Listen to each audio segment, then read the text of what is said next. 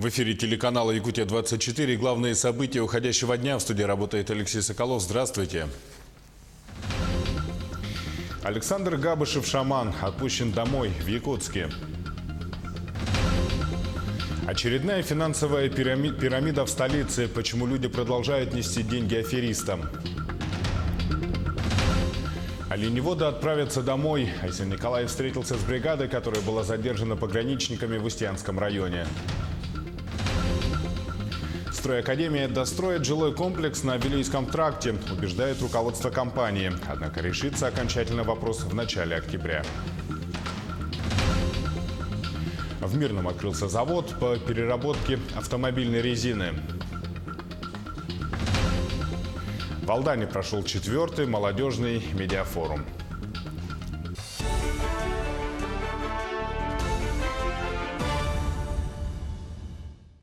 Шаман Александр Габышев находится дома в Якутске. Сегодня он прошел медицинское освидетельствование в Якутском психоневрологическом диспансере. Об этом нашему телеканалу сообщил источник в правоохранительных органах. Добавлю, что по данным Интерфакса никаких уголовных дел в отношении Габышева не возбуждалось. В Якутске вновь появляются финансовые пирамиды, которые работают на кэшбэк-платформах. И, к сожалению, люди продолжают нести деньги недобросовестным сетевикам. Механизм везде одинаков, разница лишь в истории, которую подают псевдо-IT-компании. На что идут, чтобы забрать последнее у населения, в материале Александра Хавренко. В Якутске развивает свою деятельность компания CityLife. Сетевая организация, которая хорошо известна по всей России. Она позиционирует себя как российская IT-компания, которая предоставляет новый уникальный сервис. На деле же новым сервисом оказывается кэшбэк-платформа, которая вот уже 10 лет активно работает в России. Однако, если на любом интернет-сайте или при владении банковской карты с кэшбэком вам услуга предоставляется бесплатно, то в CityLife для доступа к сервису вам предлагают приобрести членскую карту за 1500 рублей. Есть бесплатная демонстрационная демо-версия, или также полностью, если мы хотим, то один раз покупаем карту стоимостью 1500 и начинаем пользоваться. Что этот сервис дает? Этот сервис дает доступ к более 700 и более онлайн-сайтах, делать покупки, при этом от потраченных сумм возвращается им кэшбэк. Классическая схема. Хочешь заработать – сначала купи, а потом продай другу. А лучше паре десятков друзей. Но на привлечение клиентов CityLife не ограничивается и предлагает своим сторонникам стать полноценными партнерами. Для этого надо приобрести пакет «Бизнес» за 20 тысяч рублей или пакет «Премиум» за 60 тысяч. В обмен на ваши деньги вы получаете все те же клиентские карты. И теперь уже ваша очередь рассказывать об уникальности сервиса и продавать их доверчивым гражданам. 10 человек моих лично, а у этих людей есть свои люди. Ну, мои личные. А у нас же командная работа, а команда, вот люди людей приглашают. А они, вот эта наша компания, дает возможность отовсюду иметь этот кэшбэк. Тема кэшбэка. На самом деле, если верить приложению, то в Якутии всего 92 точки, где можно получить кэшбэк по карте CityLife. И в большинстве своем это небольшие магазины шаговой доступности и кафе. Как вам, например, скидка в 3% и кэшбэк 2,5% в кафе «Сандалы», которое находится на 110-м километре федеральной трассы Колыма. Или кэшбэк до 1% в продуктовом магазине на улице Советской в Сайсарах. Интересно, много ли клиентов CityLife поедут ради кэшбэка до 1% из одного конца города в другой? На закрытом собрании и знакомстве в офисе CityLife присутствовало не так много людей. Все-таки истории с Кэшбери и Макси-Райс заставляют горожан внимательнее относиться к подобного рода компаниям и не отдавать бездумно свои деньги. Александр Хавренко, Георгий Григорьев, Якутск.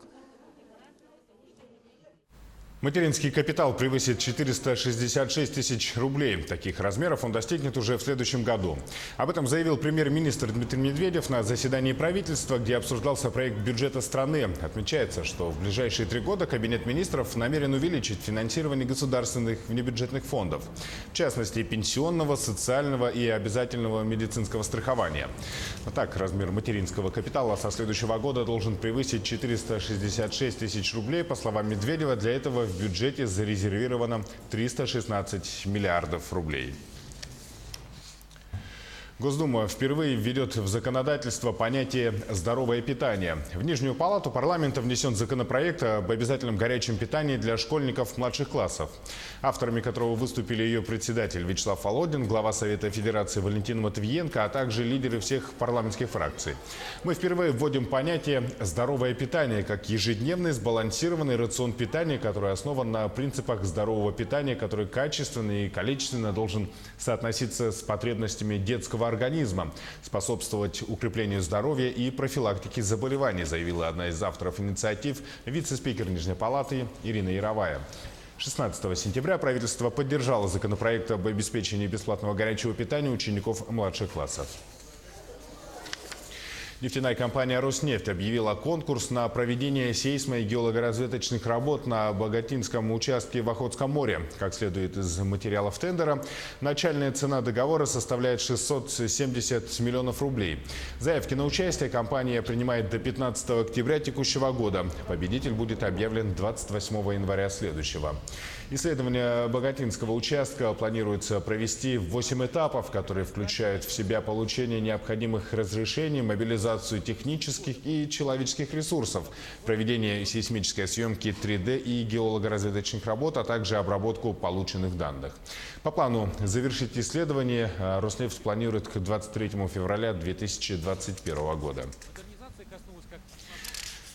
В реке Лена продолжаются работы по ликвидации последствий обмеления. Для обеспечения глубин на подходе к якутской нефтебазе проводятся дноуглубительные работы силами землесоса «Вилюй».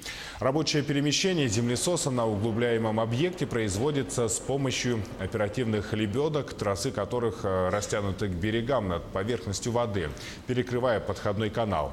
Специалисты просят судоводителей маломерных судов строго соблюдать правила плавания на внутренних водных путях и все необходимые нормы и правила пользования маломерными судами. Айсен Николаев встретился с оленеводами из Устьянского улуса, которых пограничники вывели за сотни километров, чтобы выписать штраф. Напомню, пограничная служба ФСБ из-за того, что трое мужчин находились в пограничной зоне без паспортов, вертолетом вывезли в Тикси. Они во время задержания находились в 50 километрах от поселка Юкагер. Из Тикси в родное село пограничники оленеводов не увезли, поэтому мужчины были вынуждены за свой счет из Тикси прилететь в Якутск, чтобы добраться до дома. Глава региона, выслушав оленеводов, поручил Министерству сельского хозяйства возместить убытки, а также от имени правительства направить письмо пограничникам. Я дал поручение уполномоченному по правам коренных малочисленных народов Севера, Министерству по делам Арктики, чтобы вопрос все-таки был отрегулирован и с пограничной службой, чтобы были направлены соответствующие запросы и в руководство этой структуры для того, чтобы в последующем все-таки таких моментов у нас больше не возникало. Наши главы муниципальных образований должны с пограничной службой все-таки находиться в более плотном контроле, взаимодействовать, так. Также глава Якутии поручил немедленно запустить тепло в дом на Короленко, 25 в городе Якутске. Айсен Николаев отметил, что жители оказались заложниками ситуации с нерадивым застройщиком, который не смог получить разрешительные документы на своевременный ввод объекта из-за дополнительного этажа. Руководитель региона сообщил, что по этому вопросу к нему поступает множество обращений от граждан. Он поручил немедленно запустить тепло в проблемный объект в ходе рабочего совещания. Стало известно, что застройщик готовит изменения в проектную документацию, которая представлена в администрацию. Но надстройки не единственное, что осложняет ситуацию. За объектом числится долг 18 миллионов рублей перед энергетиками, имеется задолженности перед водоканалом. Я сегодня собрал совещание, и исполняющий обязанности главы города Трофимова дал поручение в ближайшие недели вот все-таки выйти на финишную прямую по оформлению дома. В принципе, он доложил, что в этом направлении большая работа уже сделана, и сейчас надо ее завершать. Ну и, конечно же, не надо ждать, пока это все завершится юридически. Так, надо немедленно подать тепло в дом. И руководитель Якутскэнерго Александр Спяшловик такое задание получил. И заверил, что дом сегодня уже будет под тепло. К другим проблемным столичным стройкам. Руководитель компании «Стройакадемия» заявила, что нашла инвестора для продолжения строительства. Речь идет о жилом многоквартирном комплексе на Вилюйском тракте в Якутске. Напомним, что возведение объекта не продвигается третий месяц. Обеспокоенные дольщики обратились в Общественную палату Якутска. Подробности в материале нашего корреспондента Юрия Осипова. Руководитель компании «Стройакадемия» Айна Неустроева во время общественных слушаний в администрации Якутска рассказала, что у нее есть план продолжения затянувшейся стройки на 3-м километре Вилюйского тракта. На сегодняшний день мне пришлось преодолеть сомнения инвестора, атаки со стороны СМИ, пройти различные проверки и убедить инвестора начать финансировать данный объект. С инвестором основные договоренности достигнуты. Сейчас обсуждаются детали этого договора, технические моменты. Дольщиками строящегося объекта стали 14 человек и 5 юридических лиц. Министр строительства Якутии поделился, что ситуация, сложившаяся со стройакадемией, не единичный случай. Это происходит по всей стране. С 1 июля все застройщики планировали перейти на проектное финансирование. Получается, стройакадемия, она попала между старой схемой и новой схемой. Никуда ей уже не деться. 1 октября шлагбаум уже закрывается. И, соответственно, без большого крупного инвестора этот застройщик уже не сможет дальше продолжить строительство. Сегодня ситуация сложилась таким образом, что дольщики вынуждены только ждать. Либо объект достроят и жители получат свои квартиры, либо предприятие обанкротится и они получат компенсации. Мы будем ставить вопрос перед федеральным центром по все-таки разработке соответствующего механизма по оказанию содействия таким застройщикам, для того, чтобы они смогли перейти на проектное финансирование и завершить строительство объектов. Решение вопроса было отложено до 1 октября, когда закончится переходный период и закон полностью вступит в свои права. В это же время должна завершиться проверка, инициированная управлением Госжилнадзора. По ее результатам и будут приниматься меры в отношении компании и строящегося объекта. Юрий Осипов, Семен Семенов, Якутск. 3 управляющие компании города Нерюнгри – жилищное хозяйство, Нерюнгринская жилищная компания и Жилсервис – возглавили рейтинги управляющих компаний Якутии за прошлый год, утвержденный приказом Министерства ЖКХ Якутии. По каким показателям, узнавала Александра Цыбикова.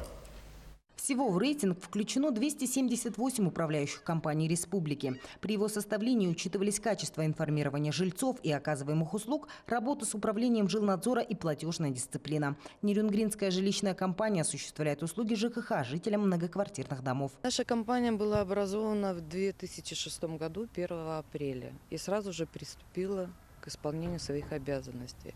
Каждый дом требует своего подхода.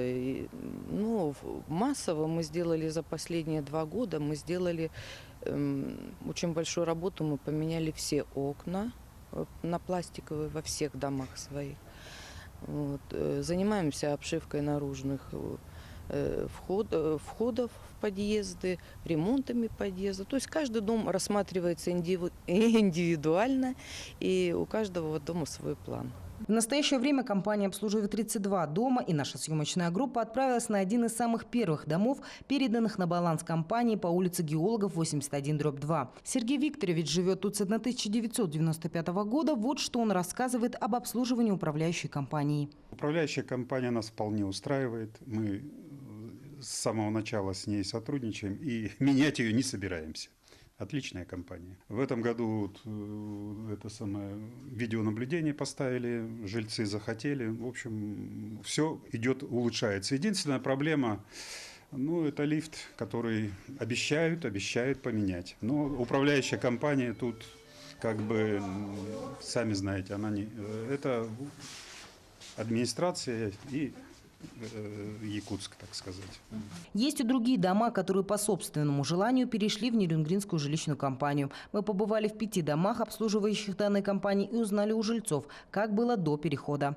После того, как сменилась управляющая компания в нашем доме, конечно, есть огромная разница. То есть сразу приступили к обшивке подъезда, далее обшили сам подъезд с внешней стороны.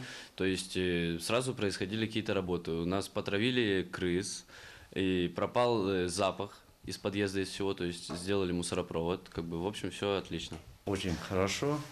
Очень все приятно, все удачно. В эпоху современных технологий добиться высокого качества обслуживания многоквартирного дома возможно только при наличии развитой материально-технической базы. Компьютерное оснащение с применением новейшего программного обеспечения во всех отделах компании и, конечно, профессионализм руководящих и ныне штатных сотрудников. Александра Цыбикова, Захар Головин, Нирингри.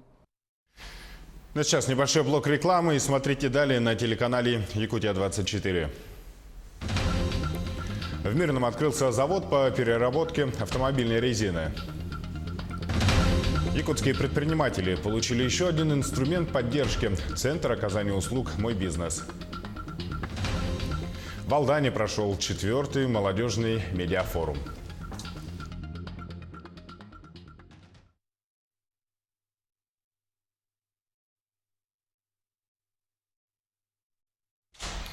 В эфире телеканал Якутия-24, и мы продолжаем наш выпуск. И вновь мы возвращаемся к новостям об Александре Габышеве, который называет себя шаманом и который был задержан в Бурятии по пути в Москву и доставлен в Якутск. Несколько минут назад пресс-секретарь президента страны Дмитрий Песков заявил, что Кремль не имеет никакого отношения к задержанию Габышева. На вопрос журналистов, не удивляет ли Кремль внимание силовиков к этому человеку, Песков сказал, цитата, «Мы не знаем, как его задерживали, кто задерживал, мы не имеем к этому никакого отношения». Мы продолжаем наш выпуск. И в Мирнинском районе теперь есть куда сдавать изношенные автопокрышки. В алмазной столице открыли завод по переработке шин. Технологии изучила и наша съемочная группа. Репортаж Марферины Алексеевой. Запуская новое оборудование, предприятие решает глобальную проблему по утилизации старых шин и покрышек. Стоит отметить, что ранее в Мирнинском районе утилизация шин производилась путем сжигания. Мы подали заявку в администрацию Мирнинского района на получение субсидий, поскольку дорогостоящее довольно оборудование. Приняли участие, собственно, 20 миллионов рублей. Администрация Мирнинского района выделила на этот проект. Всего на сегодняшний день порядка 40 миллионов уже затрачено на оборудование, на приобретение здания, собственно говоря, благоустройство. На данный момент завод приступил к переработке шин от автомобильных и грузовых покрышек. На следующей неделе ожидается поставка оборудования, которое позволит перерабатывать и крупногабаритные шины. Несмотря на то, что завод еще не начал работать на всю мощность, многие предприятия города и близлежащих районов уже заинтересованы в сотрудничестве. На данный момент крупный контракт на поставку сырья заключен с акционерной компанией «Алроса». Заключили с акционерной компанией «Алроса» контракт довольно крупный на поставку 7 тысяч тонн покрышек. Сейчас производим доставку с Удачного, с Айхала, с Ленска. Мы по городу Мирного отрабатываем с предприятиями, завозим сюда на территорию и начинаем работать. На данном станке удаляется корд. Вот вы видите металлический для облегчения потом работы шредера непосредственно. Переходим на второй этап. Непосредственно гильотины, так называемые резаки. То есть где уже шина делится на более мелкие части, которые потом в последующем уходят у нас на молот, на шредер. Полная размолка на 3 фракции.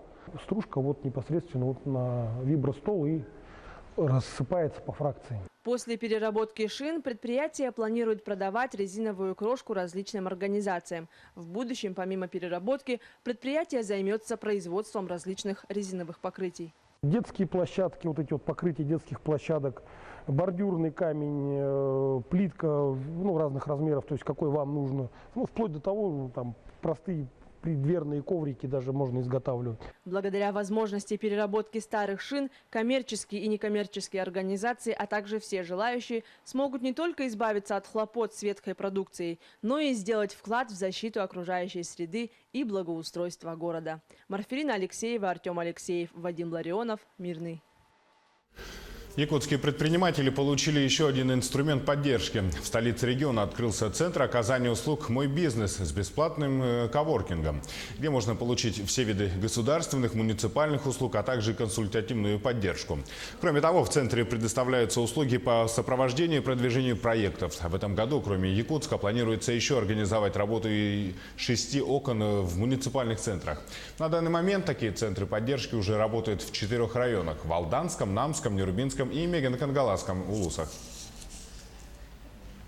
В центре можно будет сделать абсолютно все, что связано с малым и средним бизнесом. Начиная от получения консультации, заканчивая сдачей налоговой декларации, получения льгот, финансовой поддержки, какие-то вещи, связанные с развитием бизнеса, консультации по действующему законодательству, а также здесь можно будет провести встречи, переговоры. Здесь шикарная переговорная комната, даже можно провести конференцию, видеоконференц-связь с другим городом, с другим регионом, с другой страной. В Алдане прошел 4-й молодежный медиафорум. Традиционно он проходит под патронатом Якутской епархии и собирает на творческих площадках города более сотни молодых людей. В атмосферу мероприятия окунулись и наши корреспонденты. Что значит информация в современном мире и как ее правильно преподносить, используя различные медийные инструменты? Молодежи Якутии попытались рассказать и показать специалисты в области кино, телевидения и фотографии. На 4-й молодежный медиафорум в Алдан приехали более сотни ребят из разных уголков Якутии. Такая интересная синергия получилась, потому что все-таки православие, христианство настраивает на такой мирный, милосердный, добрый уклад жизни, и как раз хочется, чтобы наши медиа побольше были направлены не на какие-то чрезвычайные происшествия, а именно на события, которые ребят к чему-то вдохновляют или заставляют задуматься о добре и любви. Один из мастер-классов провел российский кинопродюсер, режиссер Алексей Петрухин. Как признался сам лектор, то, что форум проходит под патронатом Якутской епархии, позволяет начинающим операторам, фотографам, журналистам дать веру, прежде всего, в самих себя. Я считаю, это очень правильно. Наоборот, это вот не отрицание современных реалий, да, а нахождение такого взаимоотношения с этим, со всем. Форма подачи. Ведь вера – это же, самое главное, что это любовь и совесть, это твой стержень внутри. Все остальное уже оно будет происходить. Если это есть, то и кино будет с любовью делаться, любое, хоть развлекательное. И фильм ужасов можно сделать же таким, который посмотришь, о, прикольно, а еще что-то даже останется. Помимо теории, участники форума попробовали себя в практических заданиях. У каждой группы они были разные, поэтому азарта и амбиций в исполнении задач было хоть отбавляй. Мы написали сценарий, что девушка была очень агрессивная ко всем своим сверстникам, родителям. Вот, потом ее сбила машиной, и она переосмыслила все. Но выжила. Выжила, но она в коме. Вот, к ней приходили родители, вот, и она поняла, что она слишком токсичная. И изменилась. Идея форумов, которые уже 4-й год проводит Якутская епархия, проста – задать молодежи вектор личностного и профессионального развития. Информация, полученная на форуме, для кого-то останется просто увлечением, а для кого-то изменит мировоззрение. И, возможно, в будущем имена и лица участников мы увидим на известных кинофестивалях или по телевизору. Руслан Павлов, Сергей Шипачев, Александр Лукин, Алдан. Мировые и отечественные звезды кино, приключения, масштабные сражения. Все это можно увидеть в кинотеатрах Якутска в новом большом российском кинопроекте «Тайна печати дракона». Подробности готов рассказать Александр Хавренко. В четверг в России на большой экран вышел новый фильм режиссера Олега Степченко «Тайна печати дракона». Фильм является продолжением картины «Вий в 3D», который вышел в 2014 году и стал одним из рекордсменов проката по итогам года. При бюджете в 26 миллионов «Вий» в мировом прокате собрал почти 40, из которых 34 – это сборы в российских кинотеатрах. Естественно, при таком кассовом успехе сразу было принято решение о съемках второй части. Изначально название картины было «Вий 3D 2. Тайна печати дракона». Но со временем создатели от слова «Вий» отказались, так как во второй части ни Гоголь, ни один из его персонажей не упоминается. На этот раз главный герой картины, картограф Джонатан Грин, отправляется на восток, в Китай, где ему предстоит пережить масштабное приключение, встретиться со злой ведьмой, продажными чиновниками, лихими разбойниками и, конечно же, с драконом. Создатели картины «Русская фильмгруппа» поставили перед собой грандиозную задачу и пригласили в фильм несколько звезд мировой величины. Если в первом фильме из иностранных звезд присутствовал только исполнитель главной роли Джейсон Флеминг, который знаком многим прежде всего по съемкам в фильме «Карты, деньги, два ствола», то в «Тайну печати дракона» продюсеры заманили Арнольда Шварценеггера, Джеки Чана и Рутгера Хауэра. Арнольда и Джеки, для меня это был большой сюрприз, когда мне сказали, что я буду с ними работать в непосредственной связке, непосредственно играть буду с ними в сценах. Я сразу подумала, вау, это что-то невероятное, просто это удивительно, что это происходит со мной. Было безумно ответственно и безумно приятно с ними работать. Они, конечно, большие профессионалы, харизматичные мужчины. Бюджет картины составил $49 миллионов, а над созданием фильма трудились специалисты из России, Китая, Казахстана, Соединенных Штатов и многих других. Помогали в съемках и якутские кинематографисты. Почти месяц на площадке у нас жили, работали целая группа с Якутии, которые приехали как бы на практику, но получилось так, что зацепились и, собственно говоря, остались, работали. Поэтому вклад якутских кинематографистов в эту картину тоже очевиден, он записан, он есть. Ждать от «Тайной печати дракона» какого-то глубокого философского смысла не стоит. Все-таки картина имеет возрастной рейтинг 6+. Идти на «Тайну печати дракона» стоит всей семьей. Папы увидят на экране кумиров своего детства, Джеки Чана и Арнольда Шварценеггера, которые наконец-то сойдутся в поединке. Мамам будет интересна история любви. Ну а дети увидят сказку с ведьмами, сказочными существами и, конечно же, драконами. Мне понравилось. Несмотря на некоторые участие всяких теорий заговора и некоторых исторических точностей, вполне неплохо. Смотреть можно разок. Мне понравилось, когда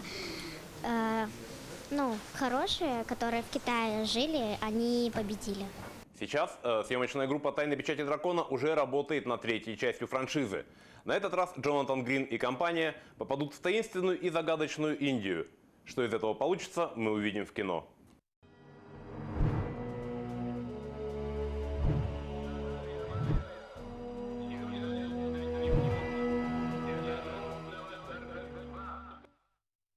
«300 бумажных голубей, прикрепленных к белым шарам, как символ победы, мира и добра».